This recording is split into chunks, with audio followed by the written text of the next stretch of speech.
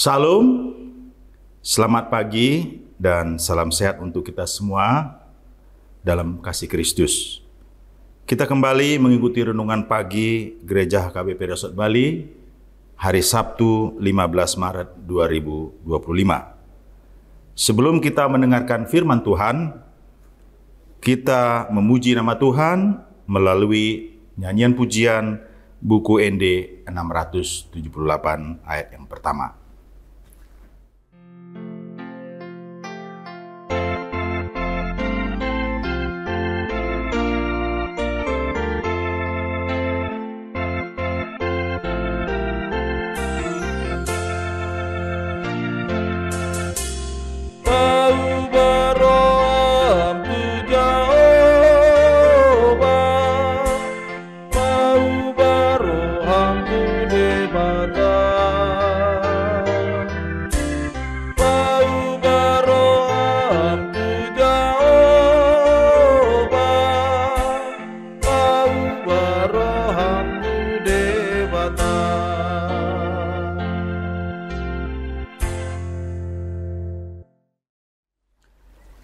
Kita bersatu dalam doa.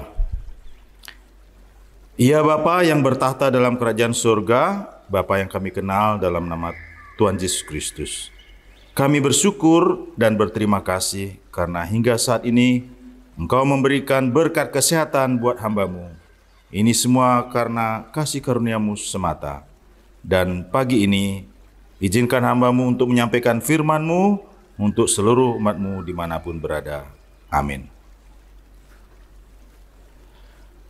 Bapak Ibu dalam kasih Kristus, firman Tuhan yang menyapa pagi ini diambil dari kitab Lukas 15 ayat yang ke-7 dengan topik berharganya pertobatan.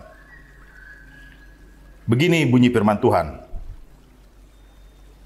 Aku berkata kepadamu, demikian juga akan ada sukacita di sorga karena satu orang berdosa yang bertobat, lebih daripada sukacita karena 99 orang benar yang tidak memerlukan pertobatan.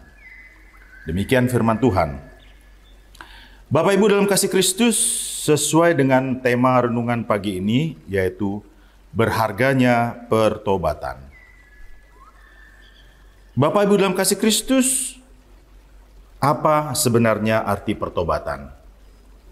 Menurut Alkitab, pertobatan adalah perubahan hati dan pikiran yang membawa seseorang lebih dekat kepada Allah.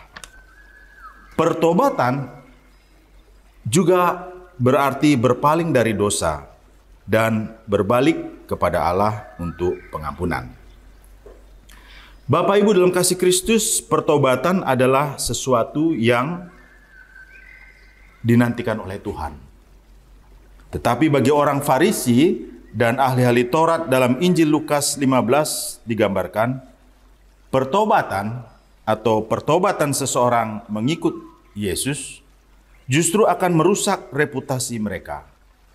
Sehingga mereka bersungut-sungut ketika mereka melihat Yesus menyambut dan bahkan makan bersama-sama dengan orang-orang berdosa, yaitu orang yang dianggap mempunyai pekerjaan hina seperti pemungut cukai, penipu, gembala domba, dan lainnya. Dan ini tertulis di Injil Lukas 15 ayat 1 hingga yang kedua dikatakan, di ayat yang pertama, para pemungut cukai dan orang-orang berdosa biasanya datang kepada Yesus untuk mendengarkan Dia. Lalu di ayat kedua dikatakan, maka bersungut-sungutlah orang Farisi dan ahli-ahli Taurat, katanya, ia menerima orang-orang berdosa dan makan bersama-sama dengan mereka. Kemudian dalam berikut selanjutnya, Yesus mengumpamakan manusia yang berdosa itu bagaikan domba yang tersesat. Bapak Ibu dalam kasih Kristus, domba biasanya hidup selalu bergerombol bersama-sama domba-domba lainnya. Apabila dia keluar dari gerombolannya, maka ada banyak hal yang membuat dia keluar dari gerombolannya. Maka ketika dia keluar, maka dia tidak tahu lagi jalan pulang. maka dia bisa mati kehausan atau menjadi mangsa oleh predator lainnya. Maka hanya ada satu cara untuk menyelamatkannya, yaitu gembala datang dan mencari dan menemukannya dan membawanya pulang. Tentulah sang gembala itu bersukacita dan merasa gembira atau senang telah menemukan domba yang telah tersesat itu. Bahkan sang gembala memanggil sahabat dan tetangga-tetangganya untuk menyatakan kegembiraannya itu. Sebab sang gembala telah menemukan domba yang hilang tersebut. Itu tertulis dalam Lukas 15 ayat 5 hingga ayat ke-6 dikatakan, dan kalau ia telah menemukannya, ia meletakkan di atas bahunya dan gembira.